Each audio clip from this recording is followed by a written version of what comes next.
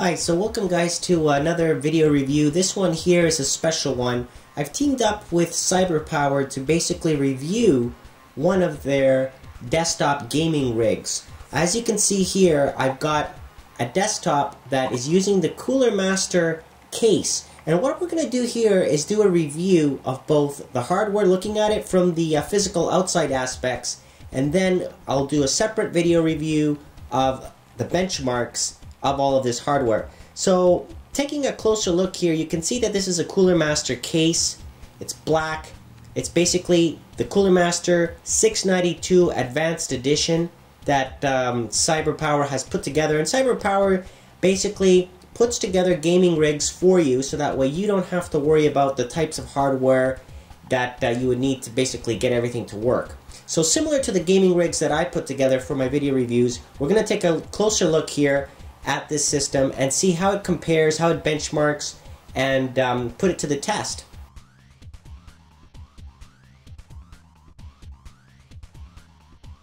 Now Cyberpower puts together many different configurations and they customize things to your liking. Depending on the type of machine that you have, they have lots of different choices to choose from. This one here comes with a card reader, as you can see. Okay, so it gives you the flexibility so that way you can have your photos and video and so forth from your video cameras or cameras transferred, or whether you're just transferring between a PC and a laptop or whatever, including a USB 2.0 plug there on the front. Moving along to the top here of this case, you'll see that it has an LG combo drive, so the DVD and CD combo drive. That's pretty much standard there. That's all you really need when it comes to a gaming rig, unless you want to do Blu-ray, then you'd have to get the configuration with a Blu-ray. But that's what comes in this one. So we're going to take a closer look now on the inside, and let me tell you what it actually comes with. Okay, so I've opened up the case here, the side panel, which is pretty standard. It comes with thumb screws, and this layout is pretty standard for the inside of a Cooler Master case, especially the gaming series cases that they've got. Lots of space to install. Large video cards, of course, toolless bay design. That's exactly what you need in a case like this when it comes to a gaming rig for future expansion. Very easy, you can add drives, and as you can see here, what Cyberpower has done is they've included a 80 gig Intel SSD drive. Okay, so that's what this configuration comes with, 80 gig, top of the line Intel SSD drive, so that's going to be super fast. And here looking at the PSU, as you can see, is an 800 watt power supply. Okay, so that's more than enough there for a dual video card if you decide to add that. Now this video card configuration that it comes with in this gaming rig is basically an NVIDIA GTX465 by pallet. Okay, and as you can see there, it's got the two 6-pin connectors, very nicely tucked in and tied by Cyberpower. So I like the setup. It's not bad at all. It's using an Intel Core i7 875K, so that's using the LGA 1156 socket. So this would be basically a top-of-the-line LGA 1156 socket board. Previously in my reviews, you might have seen my Intel Core i5 750 review, right, which I overclocked to 4 gigahertz. So using the same type of board, in this case it's an Intel board, this would be basically the most powerful processor that you could put on an LGA 1156 board. Okay, now this motherboard is definitely a solid, sturdy, reliable board. Okay, the Intel P55 board that they're using right here basically is good for what it's doing, as is.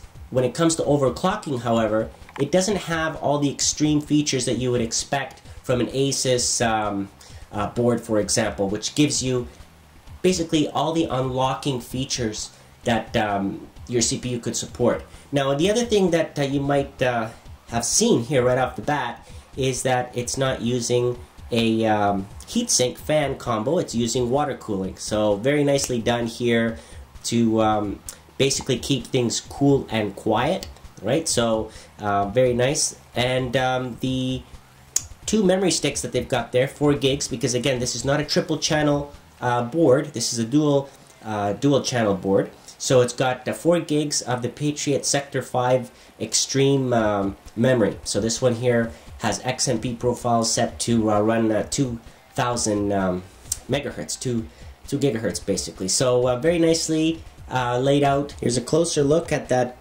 Patriot Sector 5 gaming memory that I was telling you about. Okay, and there's the timings of it. So 911, 927, 1.65 volts of course. And there's the part number for those of you that are interested. Very nice memory that they've included here, and that's what it's included now in this case. Good solid combination of hardware here for a fast gaming rig.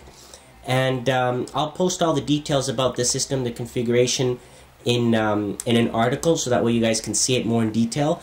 But like I said, I'm going to split the video into 2 parts. This first part is basically looking at what it comes with, and then we'll do some benchmarks and see how it all performs. Now, just finishing up on this case, very nicely done by Cooler Master on this case. It does come with dust filters throughout, bottom to top. It does come with 1 fan at the top, so let me just do a close-up here. I'll just move in quickly, and you can see the fan here at the top. Okay, 1 fan with the option to add another fan if you want it. And lots of room for cable management, so I like that. I like that they add lots of space in there. And of course, as standard, you can just quickly install another drive. Just take out the tray here, snap another drive in, and then you're all set. Nice LED fan here, okay, on the top. And then the controls for the plugging in of the IOs at the top of the case. There's the on-off for the LED.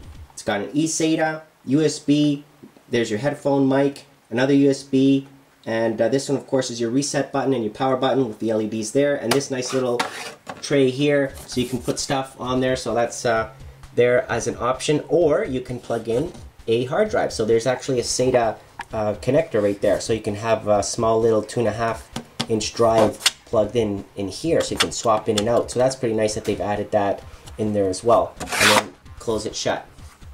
Here's a quick look at the back of the case, as you can see. Alright, so power supply 800 watt, like I mentioned, expansion slots on this Cooler Master. There are the 2 DVI, you've got also DisplayPort and HDMI on this GTX465.